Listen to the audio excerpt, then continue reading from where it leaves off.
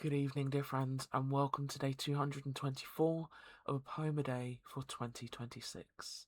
It is Wednesday. Um, it is also artificially dark. Um, the curtains have been drawn all day. I was wearing glasses. This is my second attempt at starting this. Because I got about this far in and I yawned 3 times, and that just felt excessive. Um, but yeah, so the curtains have been drawn all day, both behind me and ahead of me, to try and block out some of the sun and the heat.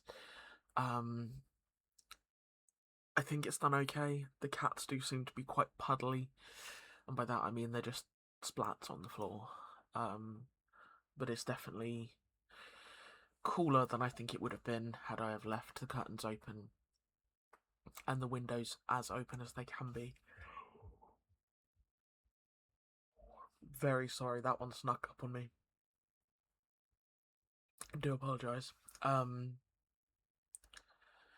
yeah, I did kind of lean a little bit because I was like, it looks darker outside than it was, and then I remembered that, of course, the eclipse is happening today, and it's about 6:30 right now, so it's probably starting, or it's on the way. Um, I may head out, obviously not to stare directly at it, because I'm not stupid. I might have done something similar back in 1999.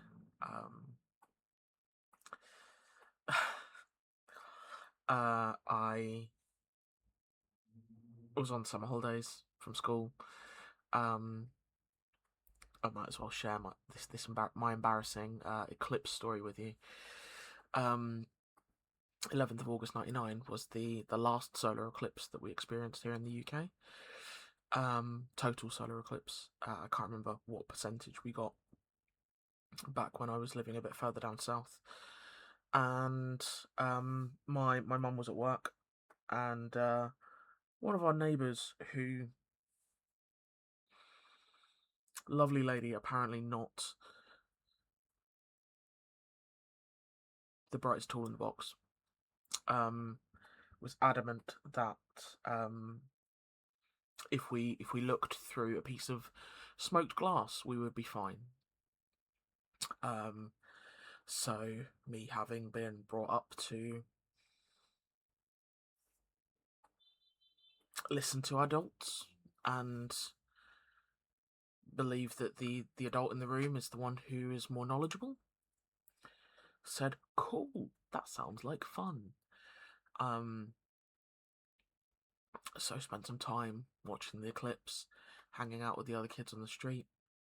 And my mum got home, and we were catching up while I made a snack.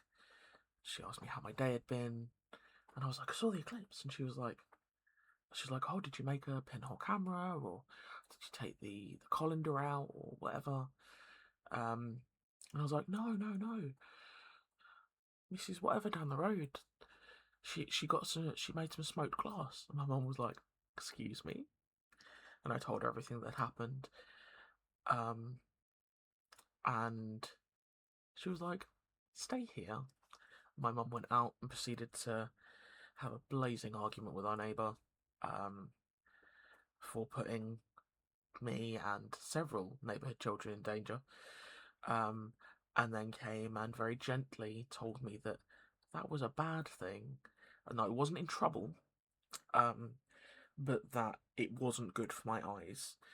Um, and me as a preteen, and it turns out that my ability to catastrophize things. I mean, I have memories of catastrophizing things from as early as sort of like 7, 8, and it probably happened before then. I just don't remember. Um, I thought I was going to go blind.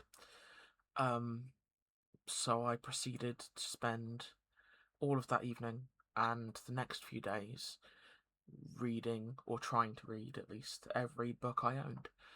Um, my collection was almost exclusively at that point, um, Goosebumps, Point Horror, and, as I mentioned yesterday, Horrible Histories. Um, yeah, ended up being fine. Or rather, I didn't go blind. Not that there's anything wrong with being blind.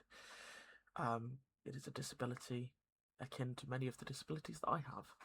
There is nothing wrong with being disabled. But obviously that would have been a very different way of life than I was currently living. And yeah, I'd been worrying. I had had sight issues. I'd been wearing glasses since I was 8 or 9 years old. And there wasn't any marked depletion, I guess, with that. So yeah, I wouldn't recommend it. It's definitely not a good idea. But thankfully, I seem to bear no ill effects from foolishly watching a total solar eclipse through a piece of smoked glass back in 1999. But please heed my warnings. Although, by the time this has gone out, it's very unlikely that anybody's going to watch this before the eclipse, because I think it's happening between 6 and 8 p.m, depending on where you are in the country. And this is due to go out around 7:30, so... of course, if this is still set on YouTube, if that's still a thing in the year 2090 and I'm coming to you from the past, be careful. Be careful. Coming to you from the past. Let's read some poetry, shall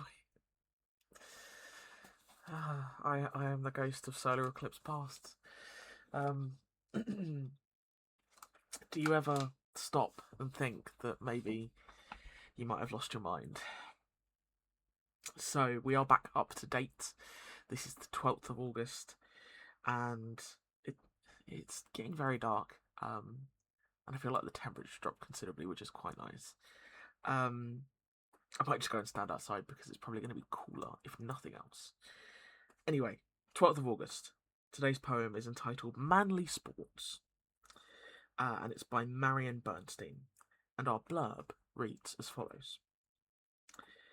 12th of August is known as the Glorious 12th, and it marks the start of the shooting season for grouse. Here, the radical feminist poet, Marion Bernstein, mocks the cruelty of hunting by presenting it ironically as a daring and manly sport. Hovering beneath Bernstein's false praise is the sense excuse me, is the sense that she views hunting as merely the killing of defenceless animals. Well, what started with me very much turning my nose up has ended quite positively, in my opinion.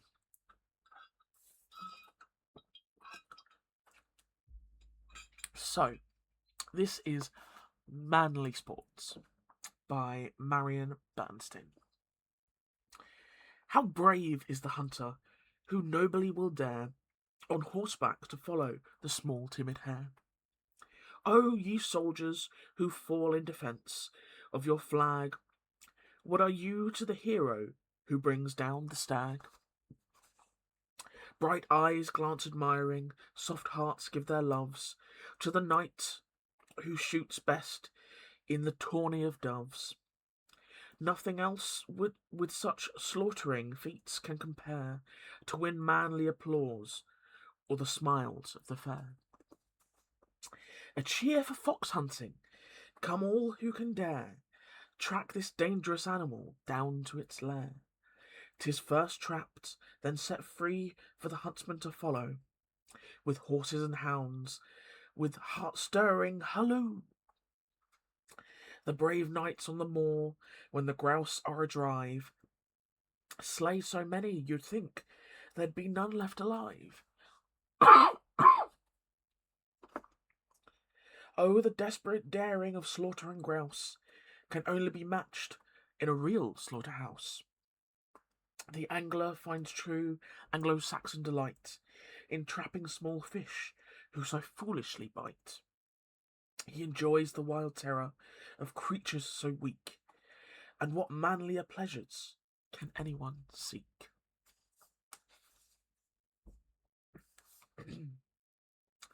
Apologies for my coughing. Um, my asthma seems to have been quite aggravated by the heat, which is a new one for me. But that is fantastic. Positively dripping with sarcasm. Very, very much chef kiss. I will absolutely have to go and find out more work from Marion Bernstein. Yes, that has brought me a great deal of joy. Superb. And I feel that is a perfect bookend to the folly of my youth. Yeah. Yeah, a very well-rounded video today, I think. As it's getting darker and darker outside, I think I might just pop outside and take a look. I'm almost certainly going to record for tomorrow in advance, just to save me scrambling, because I know I've missed the last few Thursdays. So yeah, and if nothing else, even if I don't end up at training, it means that I don't have to sit any longer than I need to at my desk in front of the very warm screens when it hits, well, while it's sat around 36 degrees tomorrow. Right, dear friends. I hope that the rest of your evening continues in a most wonderful fashion. If you are able to go and witness, or if you choose to go and witness the eclipse, I hope it's a fantastic experience.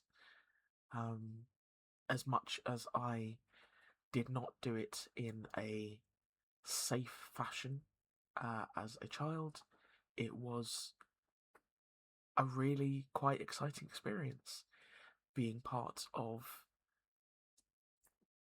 scientific history. And as I mentioned, the next one is due to be in 2090, as far as